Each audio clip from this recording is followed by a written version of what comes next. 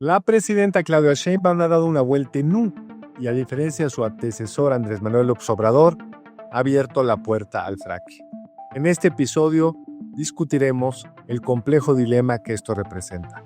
Más allá de las posturas polarizadas, nos proponemos analizar la viabilidad de alternativas energéticas que concilien el crecimiento económico con la preservación de nuestro medio ambiente. Para eso hemos invitado a Beatriz Olivera, directora de Engera y miembro de la Alianza Mexicana contra el Fracking. Creo que la presidenta, que era muy anti-fracking, debe haber visto que no había muchas otras opciones en el corto y mediano plazo. Es ir a apretar el botón de emergencia sin haber explorado otras herramientas, otras alternativas. Probablemente México está en la situación de tener que apretar ese botón de emergencia. A ver, Beatriz, ¿por qué no empezamos como poniendo el contexto político? ¿Por qué es tan significativo que la presidenta haya dicho estudiemos la factibilidad ambiental del fracking? Digo, porque en Estados Unidos llevan 25 años en esto, en Argentina llevan 10, o sea, tampoco es, digamos, algo que no sucede en otros lugares del mundo, pero en México es muy significativo. ¿Por qué? Bueno, porque México tiene grandes reservas de gas de esquisto, de gas de lutitas, que solo puede extraerse hasta ahora mediante fracking. Entonces, me parece que esto es muy importante porque justo además, pues México está en el lugar número 4, me parece, entre 4, tercero, cuarto en cuanto a reservas de este tipo de gas, que se vuelven pues muy atractivas para poder compensar la dependencia, poder revertir la dependencia que tenemos del gas de Estados Unidos. Entonces, de allí viene la importancia. Esto se trató de hacer desde 2013 con la reforma energética del expresidente Peña Nieto. Se intentó, ya luego vino el cambio de administración en 2018 y bueno, ahí hubo una pausa, pero nuevamente ahora se retoma. Me parece que obedece a este contexto político que acabo de Vamos, comentar. creo que tienes razón, digamos, llevamos 10 años de retraso o 15, pero lo que a mí me parece significativo, no sé cómo lo vean Beata y Beatriz, es que esta presidenta, junto con AMLO y junto con Morena, habían dicho no al fracking. Sí, para mí lo significativo es que está dando una vuelta en no. Esas reservas de gas las conocemos de por lo menos hace 15 años. Y sin embargo, no se había podido hacer nada por diversas razones, incluida la oposición, como cuando era oposición AMLO contra el fracking, y luego en el gobierno que decidió no hacerlo, y ahora la presidenta está dando una vuelta en U y dice, vamos a analizar. Y tú estás, Beatriz, en la red mexicana contra el fracking. Entonces, ¿para ti es una sorpresa esto? ¿Es una decepción esto? Sí, es la Alianza Mexicana contra el Fracking. Yo soy una de las personas que la fundamos justo en el año 2013. Fíjate, cuando empezaba a hablarse de este tema. Sí, nosotros hemos señalado que es una traición, incluso así lo hemos señalado, porque era un compromiso de la presidenta, un compromiso de campaña, es su compromiso número 87. Allí dice específicamente que no se permitiría el fracking, además de todas las declaraciones que ella dio desde hace tiempo. En su compromiso de campaña número 87, ella dice que no se va a permitir el fracking. Cuando ella toma posesión en el Zócalo y presenta sus primeros 100 pasos para la transformación, ese compromiso ya no aparece. Desde allí, nosotros en el colectivo y con las diferentes voces en contra del fracking, pues empezamos a pensar que esto no pintaba bien, porque además veníamos de una propuesta que había presentado el anterior presidente Andrés Manuel López Obrador. Mandó una propuesta, como ustedes recordarán, al legislativo como parte de su plan C, que era una propuesta de prohibición del fracking y de la minería a cielo abierto. E incluso se aprobó todavía en agosto de 2024, se aprueba en comisión de puntos legislativos en la Cámara de Diputados y allí se quedó, ya no pasó al pleno. Entonces, en lo concreto, pues yo diría que sí, que eso es una traición a quienes votaron por ella, pues A justo quienes votaron por eso, por ella, porque uno así es. nunca vota O sea, son 100 propuestas, uno vota por 20, 25, y a lo mejor la 87 pues no es importante, tampoco exageremos. Ahora bien, Beatriz, tú mencionaste al comienzo que este cambio en la posición del gobierno es resultado de elementos, razones políticas, ¿no? Principalmente.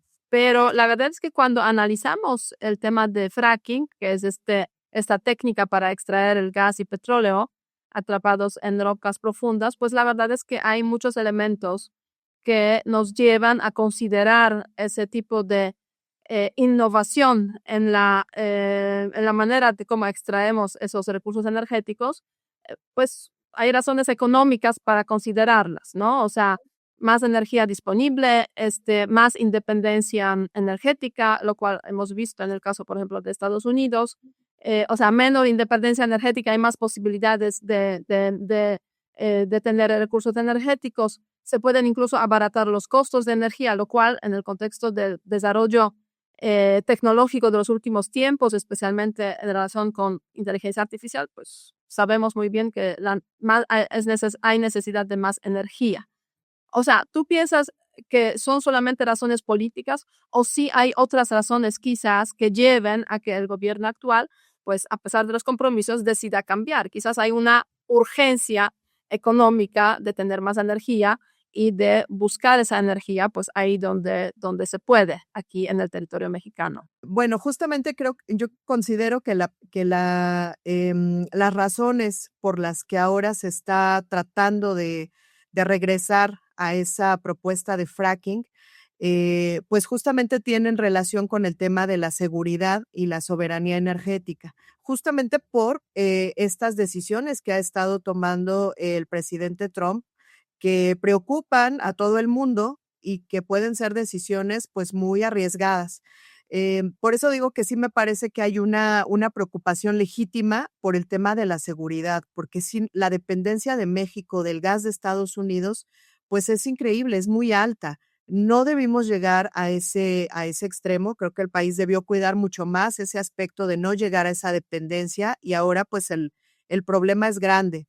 Pero Yo parte llegamos a esa dependencia porque hubo oposición a extraer el tipo de hidrocarburos, lutitas o como los llamamos en español, que ellos aprendieron a explotar hace 25 años y el gas que estamos nosotros consumiendo en México viene de esos procesos tanto de gas asociado como no asociado, pero viene de fracking. Entonces, sí, gracias al fracking, totalmente. Estados Unidos es superavitario en este tipo de hidrocarburos, en gas en concreto. Gracias al fracking tenemos el gas más barato prácticamente del mundo porque no están los mercados de gas conectados. En Europa ha subido 40-50% el precio del gas por los problemas en Irán, por la guerra en Irán, por el bloqueo en el estrecho de Hormuz, y sin embargo en México prácticamente no se ha movido. Entonces, México dijo, no al fracking yo, pero consumo el fracking de Estados Unidos. Y ahora que la presidenta dice, pagamos el fracking, por las razones que tú misma dices, ¿qué es más importante? No es, siempre hay un balance. Explotar crudo sabemos tiene riesgo, pues hay una mancha horrenda ahí en el Golfo porque Pemex tenía un agujero en unos ductos, lo confesaron 2 meses después, pero en fin, el punto es que siempre hay riesgos ambientales. Cuando agarras tu coche, pues hay un cierto riesgo ambiental, entonces lo mitigamos para tratar de hacerlo de la mejor forma posible. ¿Te imaginas mecanismos para poderlo mitigar y que tú digas, con eso sí estoy tranquila? No, no, no, no. Y debo decirte que yo no diría que gracias al fracking de Estados Unidos tenemos gas. Yo diría que debido al fracking o a raíz de ese fracking, no le daría yo las gracias porque justo les cuento, hace unos meses estuvimos en un viaje de campo con algunos legisladores que invitamos a la cuenca pérmica allá en Estados Unidos. Y es una desolación tremenda la que se ve. Yo creo que para hablar de un tema hay que estar en los lugares, hay que atestiguar, no nada más desde el escritorio. Entonces eso nos motivó muchísimo, pues para conocer lo que estaba pasando allá en Texas. En realidad lo que vimos es un fracking tradicional, no vimos un fracking sustentable, tampoco un fracking con poquito impacto, ¿no? Lo que se ve allá son grandes contenedores de agua expuestos totalmente, el agua tratada. el agua que sale de los pozos que se debe guardar en ciertos contenedores o bien inyectarse en pozos letrina. El aire también se percibe muy, muy diferente, el sabor del agua también. Prácticamente no hay gente, no hay trabajadores, allí todo está automatizado. Me parece muy importante señalar eso porque por acá nos vienen a decir que va a haber mucho trabajo para la gente y eso tampoco es que se requieran tantos trabajadores. Pero no hay forma de hacerlo bien, porque esto puede ser las cuencas primeras, que si era una tecnología más vieja, ha habido un gran avance en el manejo de fluidos con procesos de Bueno, ya, circuito. además hay países, no son solamente Estados Unidos, porque hay ejemplos de fracking en caso de Canadá, donde sí, pues hay también eh, varios campos donde se realiza, donde se utiliza esa tecnología. También Australia ha presentado aquí, pues, muchos casos, ¿no? Entonces, en ese sentido, yo sí me pregunto si realmente no hay ejemplos de buenas prácticas en ese sentido. Por complementar, ¿cómo estarían ustedes o tú en lo concreto confiados de que se pudiera hacer un buen fracking? ¿No hay buen fracking posible? No, desde mi perspectiva no la hay. A lo largo de estos 13 años de investigación y de revisión de muchos papers, mucha investigación en China, cómo se hace el fracking en China y en Estados Unidos, en Argentina, no hay posibilidad de un fracking sustentable. Creo que sí hay buenas prácticas. Sí, sí, por supuesto que debe haber buenas prácticas porque la industria siempre es muy innovadora con esto y porque también se trata de reducir costos. Pero hasta ahora lo que nosotros hemos visto es que en realidad el fracking en Estados Unidos, por ejemplo, con el tema del agua, siguen usando agua dulce. Sí se va incrementando, claro que sí se va incrementando el porcentaje de agua tratada, pero también se van incrementando los costos de esa agua tratada. Incluso Luca Ferrari del Instituto de Geociencias de la UNAM, él señala que para equipar una instalación de tratamiento de agua para que pueda llegar a ser apta para fracking, se requiere una inversión de entre 5 y 10 millones de dólares. Eso, pues hay que agregarlo todavía a los costos de extracción, de operación del fracking. Entonces, no sé, no estoy segura. Yo creo que no, es todavía viable porque si no las industrias ya lo estarían haciendo masivamente, pues es una cuestión de costos. Entonces, viabilidad técnica, vamos, sí es posible porque es posible quitar las sales del agua, pero viabilidad económica no estoy tan segura de que tenga, porque si no las empresas ya lo estarían haciendo masivamente y eso es algo que todavía no lo hacen. No sé si en los ejemplos que ustedes tienen de Australia o de Canadá hay empresas o hayan encontrado empresas que estén usando fluidos que tengan la mayor cantidad, un 80%, 90% de agua tratada. Lo que nosotros hemos encontrado es que no, que todavía son pruebas piloto, está en cuestión experimental. No dudo que en algunos años ese porcentaje se pueda incrementar e incluso también que se pueda dejar de usar agua, tal vez. Ahora también hemos encontrado algunos estudios en China que están tratando de usar dióxido de carbono, algunos geles y propano como base para el fluido de fracturación. Pero repito, todavía son técnicas muy iniciales. Habría que ver si ahora en este debate sale alguna empresa y nos cuenta cómo es su proceso, que no ocupe agua o que ocupe el 90% de agua tratada o que ocupe gel o propano o dióxido de carbono. Eso sería fabuloso escucharlo y pues lo analizaremos, ¿no? Claro. Bueno, en ese contexto yo creo que el debate ahora ya va a ser no si se va a hacer, sino dónde y cómo se va a hacer, ¿no? En ese sentido, pues creo que la decisión aquí de la presidenta de México, pues es muy relevante y la pregunta es también quién lo va a hacer, ¿no? O sea, ¿va a ser Pemex? ¿Van a ser empresas privadas? O sea, ¿quiénes van a desarrollar esa tecnología en México y esa posibilidad de extraer recursos energéticos de las formaciones de lutitas? Ahora bien, Beatriz, eh, tú has dado una serie de argumentos considerando que no absoluto a fracking. ¿Cuál debería ser la alternativa entonces? Porque bueno, es a veces muy fácil criticar, pero la verdad es que sí hay ciertos elementos en el, digamos, mix energético de México que fallan aquí fuertemente, y si no se solucionan, pues la verdad es que el país no va a tener como la base para el desarrollo socioeconómico tampoco, ¿no? Porque las necesidades energéticas son como son y van a estar incrementando. Entonces, ¿cuál es la propuesta en ese sentido, digamos, frente a esa situación? Sí, sí. Yo, si me permites, antes de responderte lo de alternativas, solo me gustaría hacer una acotación con respecto a que aún no damos por hecho que el fracking va. Aunque se perfila que así es la decisión, creo también que la presidenta tiene una fibra sensible con respecto a los pueblos indígenas. Eh, Creo yo también, por lo que hemos podido ver con los pueblos indígenas, por ejemplo, en Cuetzalan, en Sierra Norte de Puebla y también en la Huasteca Potosina, que son pueblos Tenec y Nahuas, que su organización comunitaria es muy, muy fuerte.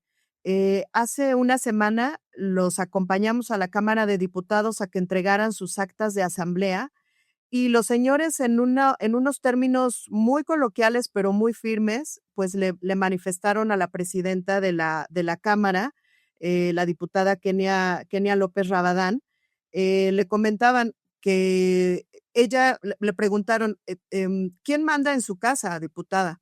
Y ella dijo, pues yo. Y ellos le dijeron, pues es exactamente lo mismo, la misma situación. En nuestra casa mandamos nosotros, entonces no va a pasar.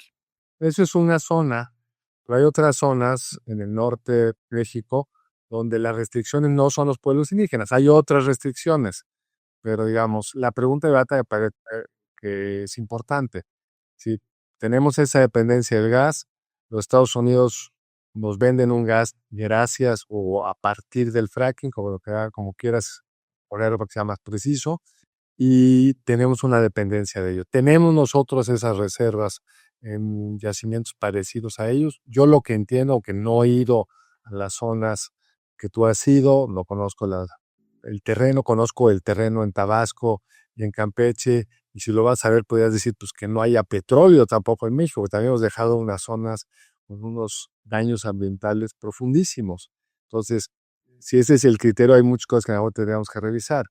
Pero por lo que yo he leído, sí han cambiado las tecnologías, se usa mucho menos agua, se generan circuitos cerrados, se refuerzan las tuberías para que no hayan filtraciones y hay un fracking mucho menos agresivo para el medio ambiente.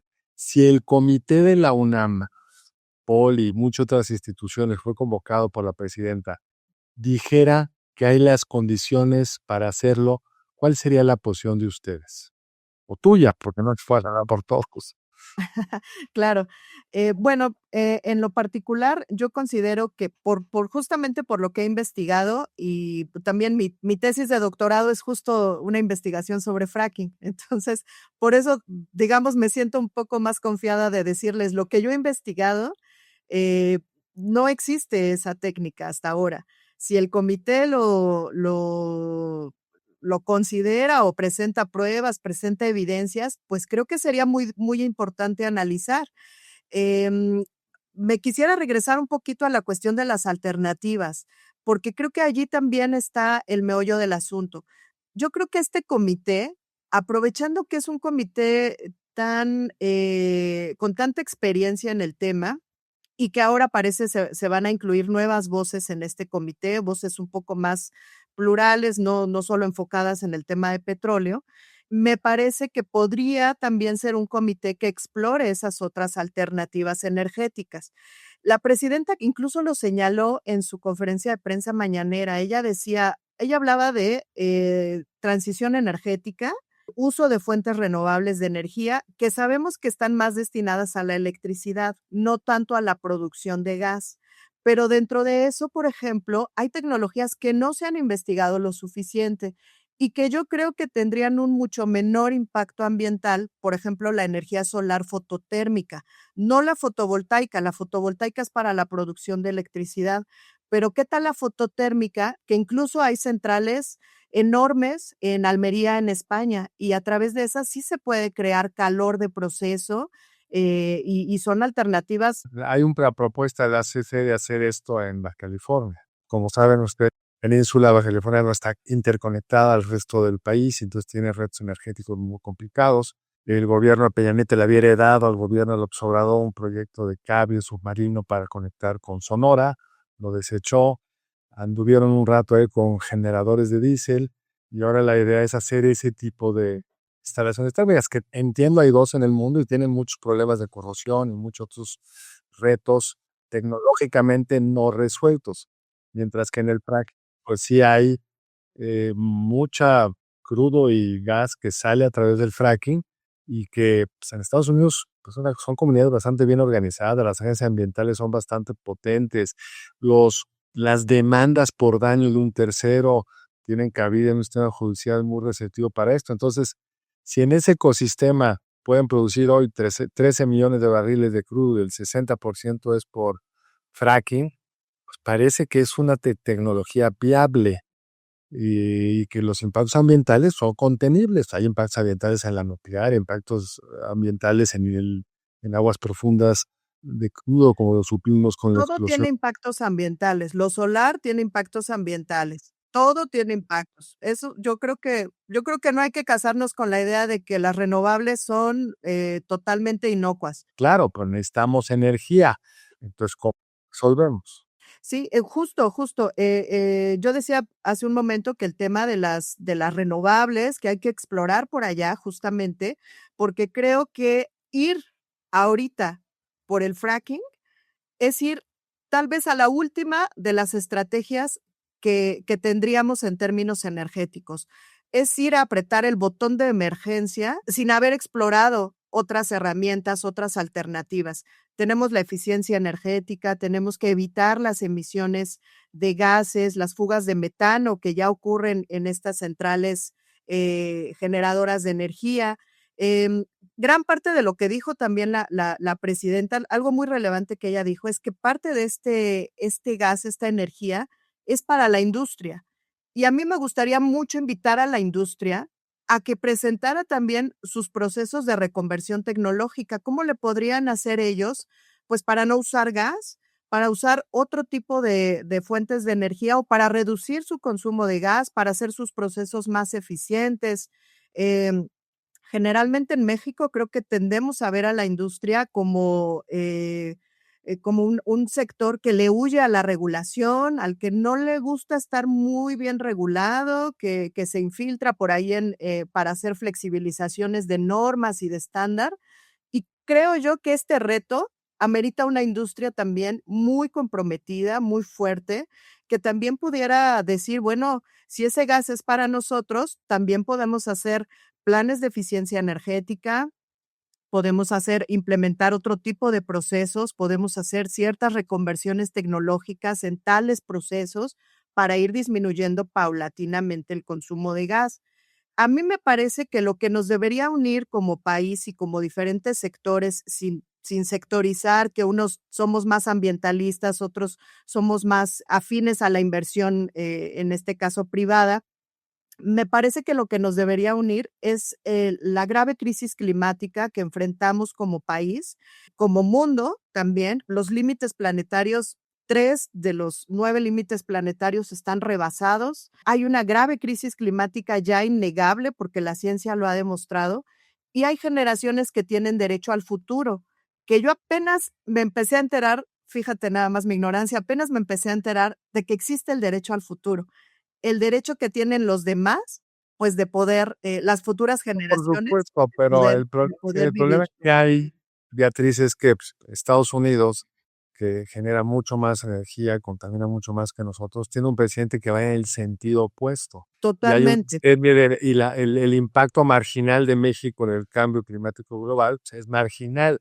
Podemos ponerle un énfasis el que la sociedad desee, pero esas necesidades de energía también están ahí y habría que en todo caso por un proceso democrático, entender cómo valoran los ciudadanos mexicanos esa necesidad de generar de planeta limpio en el futuro y las necesidades de hoy de tener empleo, capacidad productiva, etcétera, etcétera. Y yo creo que la presidenta, que era muy anti-fracking, debe haber visto que no había muchas otras opciones en el corto y mediano plazo. Ahora, para mí la preocupación segunda, si logramos resolver la ambiental, es quién lo desarrolla y con qué regulación ambiental. Porque yo ¿Y con viendo qué lo que dinero? bueno, el dinero lo puede poner los privados, si es un buen negocio lo van a poner, pero si se lo pides a Pemex, que le explotan las coquizadoras nuevas, como los vimos hace poco en Dos Bocas, o que se le rompen los tubos en alta mar, pues me parece particularmente arriesgado.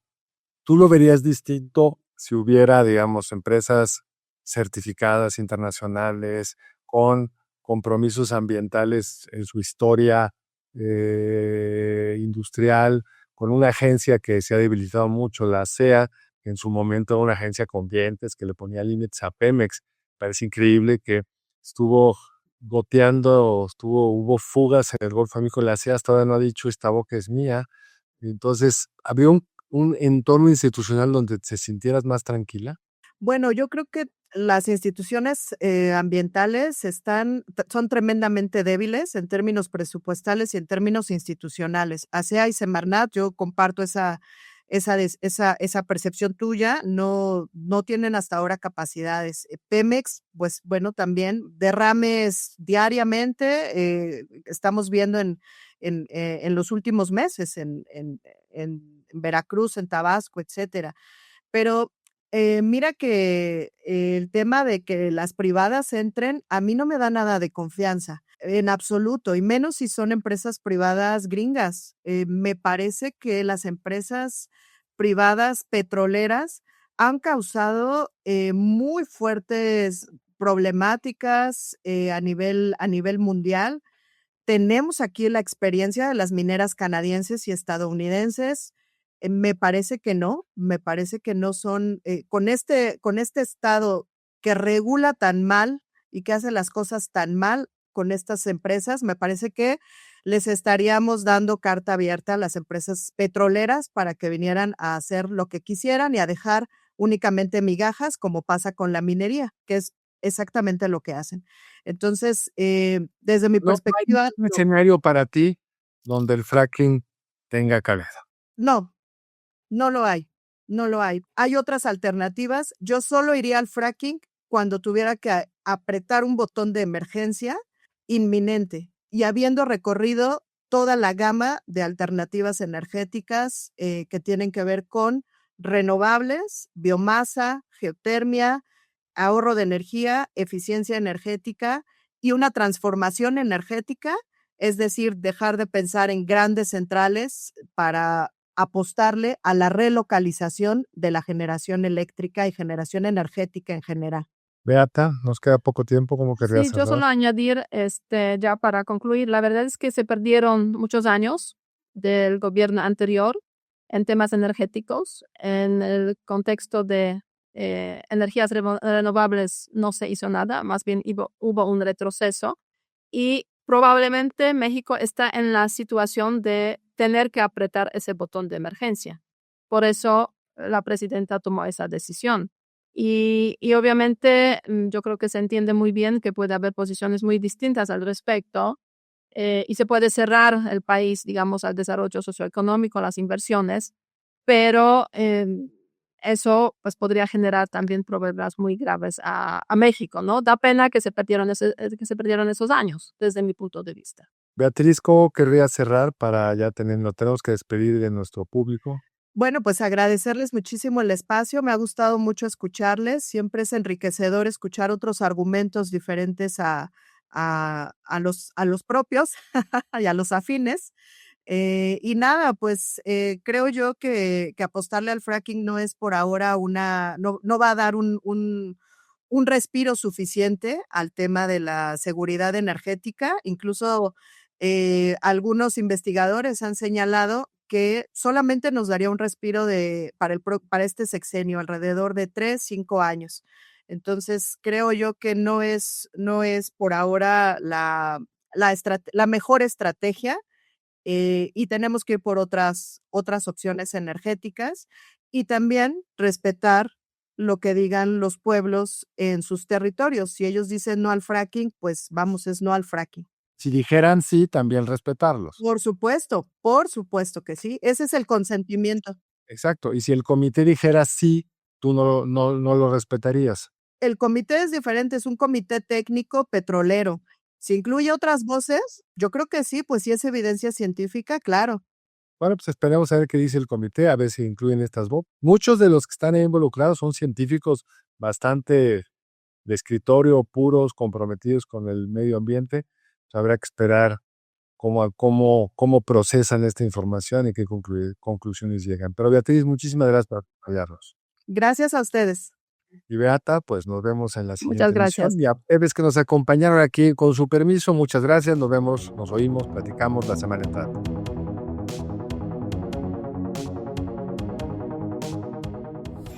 Hola, Somos Eva María Guerra, Alicia Galindo y Pablo Necoechea, y te invitamos a escuchar Territorio de Negocios, un podcast que analiza las tendencias y transformaciones empresariales en México y América Latina. Territorio Negocios es parte de Tech Sounds Podcast. la barra oficial del Tecnológico de Monterrey.